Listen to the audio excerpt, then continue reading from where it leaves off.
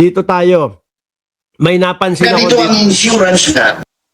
May napansin ako dito sa interview o doon sa ginagawang vlog dito sa SMNI. Oh, mga vlogger lang naman ho yung mga yan, mga kababayan eh.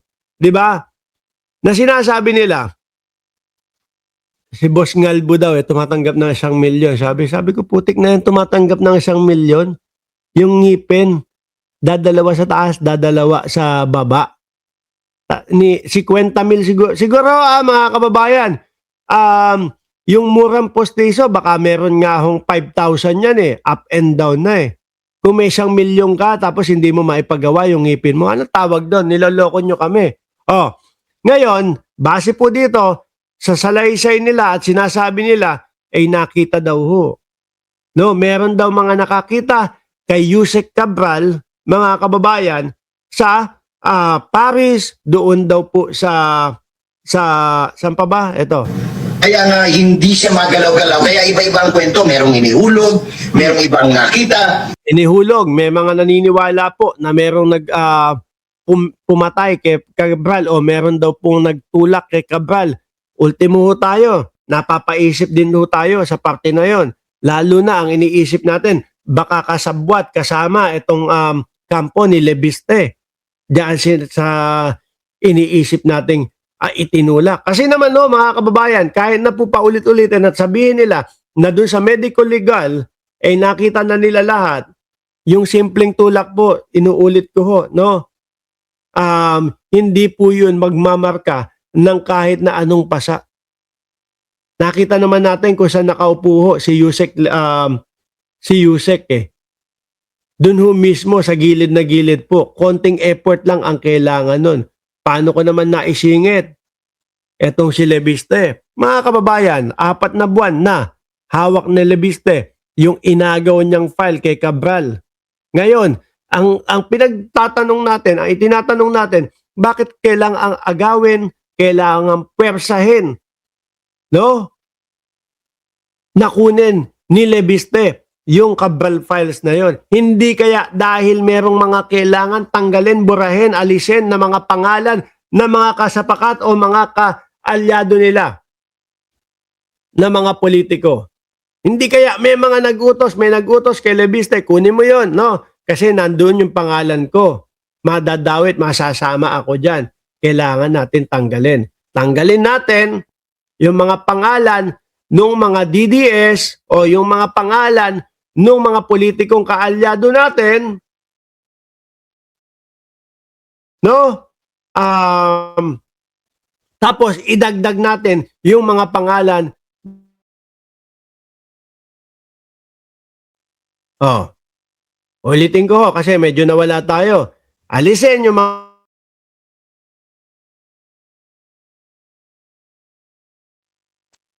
Ayan. Alisin yung mga pangalan ng mga kakampi natin at idagdag yung mga pangalan ng mga kalaban natin.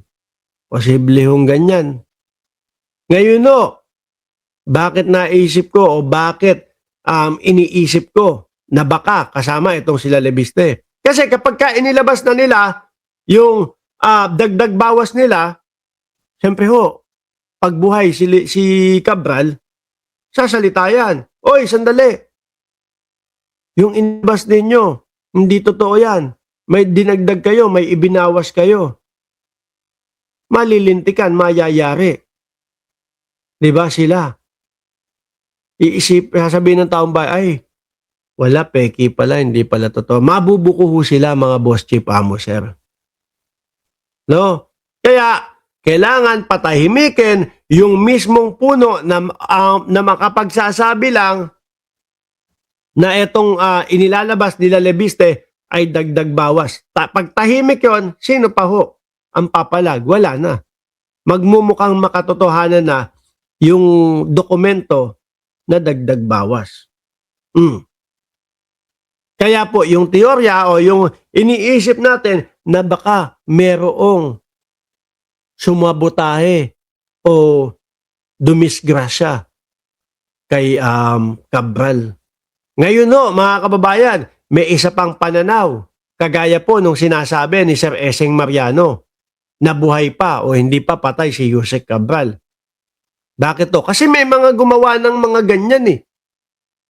No? May mga gumawa ng ganyan, meron ng mga nasangkot sa mga issue, mga boss chief amo sir, tapos ano ginawa? Nagpatay-patayan, lumipad ng ibang bansa, pumunta, nag-backdoor. Ang bilis daw po ng DNA test. Tapos yung asawa ayaw pang ayaw pang ipa-autopsiya. Papasok sa isip natin talaga na, nako, baka ginawa nila yung style dati, nung style ng si Maslog, na nagpatay-patayan at pagkatapos sinabi patay na at umiska po, lumabas ng bansa, nag-backdoor, nagtago na sa ibang bansa. Habang ini-enjoy ang pera ng taong bayan. Alam niyo po kaya ayaw huminto ng mamamayang Pilipino at kagaya nating lahat? Kasi ho, pera natin yun eh. Diba? Mga taxes ho na ibinawas sa kinsenas katapusan natin mga bossing.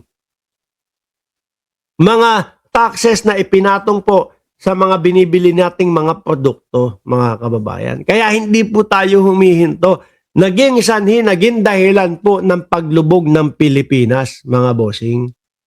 Kaya hindi po tayo humihinto. At eto, sasabihin nila Boss Ngalbu na meron daw mga nakakita sa Paris o sa saan lugar ba yun? Yung kay Saldico? Ngayon na may mga lumalabas naman that she was spotted in Europe, no? Na naispatan daw siya sa Europa. Alam naman ho natin, mga boss chief amo sir, na si Saldico ay nandun din sa Europa. Ayon po kay Secretary John Vic Remulla. Kaya sabi, pero buhay, madali lang mag-cosmetic surgery. Isa pa yan sa iniisip natin. Kasi alam niyo kung bakit lalong lumala at lalong talagang inisip ng mga Pilipino yun? Doon sa reaksyon ng asawa. Taliwas na taliwas po sa normal na reaksyon ng isang asawa na mamamatayan ho. Di ba? Taliwas na taliwas po ako. Talagang siguro hanggang ngayon iniinda ko pa. Siguro sasabihin ko, sige po, paki-autopsiya, no? Para malaman at mapanatag ang loob naming lahat na ang aking asawa ay nadisgrasya lang talaga, walang dumisgrasya. Di ba?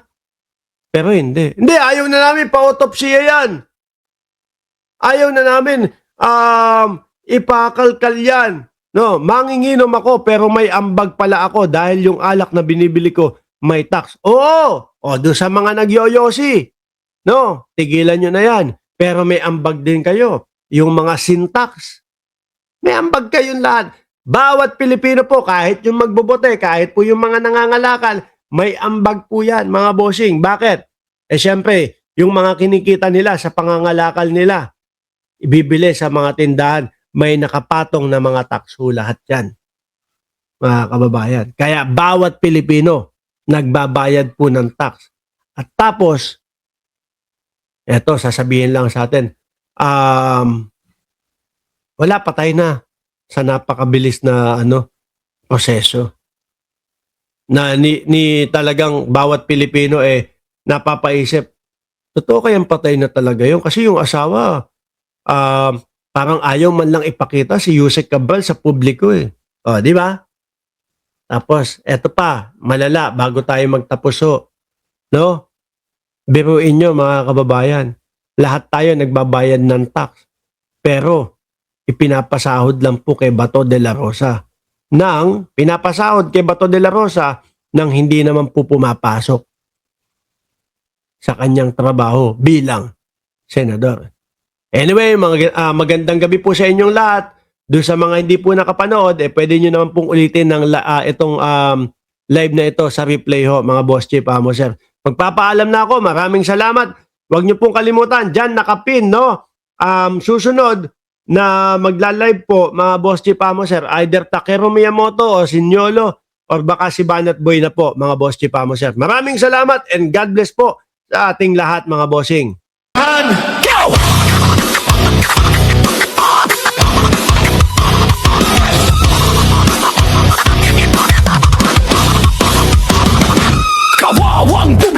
grebe na ito, nilalaso ng isipan, grebe na kayo. Kailangan wakasan ng katampalasan para mailigtas natin